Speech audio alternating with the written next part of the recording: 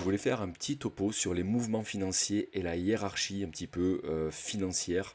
Voilà, avec toute humilité, c'est pas complet, mais c'est pour essayer d'illustrer un petit peu les mouvements de capitaux, qui impactent qui, quelles sont les influences de chacun. Donc voilà, j'ai essayé de faire ça. Vous me direz si du coup vous y comprenez un peu quelque chose ou si ça rend encore la compréhension plus compliquée que ce qu'elle était avant. Donc pour commencer, ici, donc j'ai mis un petit peu les interactions entre les différentes entités. Donc on a les banques centrales, donc Fed, BCE, le pouvoir politique, les banques commerciales, les grands groupes, tout ce qui est coté en bourse, les lobbying, etc. Les consommateurs et les PME, les TPE, donc tout ce qui est, on va dire, petite entreprise. Et en fait, on peut s'apercevoir que les banques centrales sont en lien avec le pouvoir politique et les banques commerciales, et qu'en fait les consommateurs et les TPE, PME ne sont pas du tout en lien avec le pouvoir politique. Ça, c'est ce qu'on peut noter. Et c'est une réalité. C'est-à-dire que si on avait, on va pas faire de la politique, hein, mais si on avait justement le RIC, le référendum d'initiative citoyenne, etc., si on avait le pouvoir par le vote, on aurait une influence avec le pouvoir politique. Aujourd'hui, c'est pas le cas. Ceux qui sont justement en lien avec la politique, c'est qui? C'est les banques centrales, les banques commerciales et les grands groupes. Point final.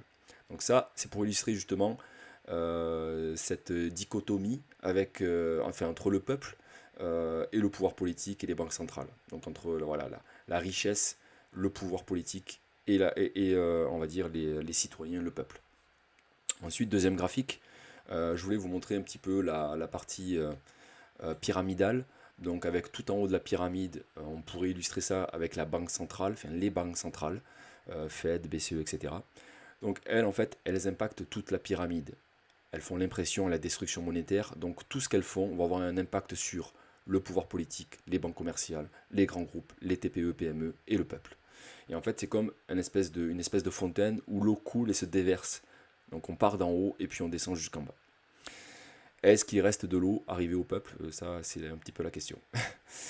Donc le pouvoir politique, lui, il n'est plus en lien avec le peuple, comme je le disais tout à l'heure. Donc ça, c'est très critique.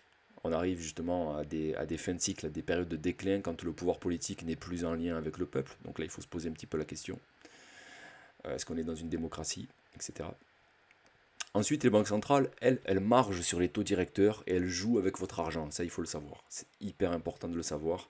Les marchés financiers, c'est un petit peu la cour de récréation des banques commerciales également. Ensuite, on a les grands groupes qui sont cotés en bourse, tous les lobbies. En fait, ils profitent des marchés financiers. Et en fait, on a des sociétés qui sont, on va dire, entre guillemets, vertueuses et qui ne sont pas là pour avoir de l'argent sale. Mais en tout cas, le fait est que rentrer sur les marchés financiers et créer des contrats synthétiques, etc., pour faire des pump and dump, c'est pas très vertueux. Et là, on a eu l'occasion de voir à plusieurs reprises certains lobbies, certains groupes profiter de ce genre de manipulation.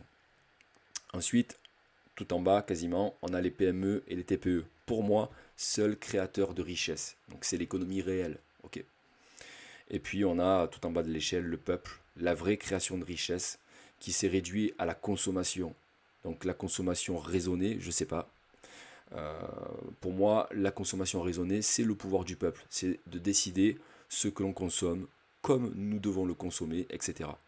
Donc voilà un petit peu pour vous faire réfléchir sur la partie du peuple de la consommation. Vous avez un pouvoir en fait que vous ne soupçonnez pas, mais qui est énorme et qui pourrait justement impacter le haut de la pyramide si justement on reprenait du pouvoir et justement de la conscience dans ce que nous faisons.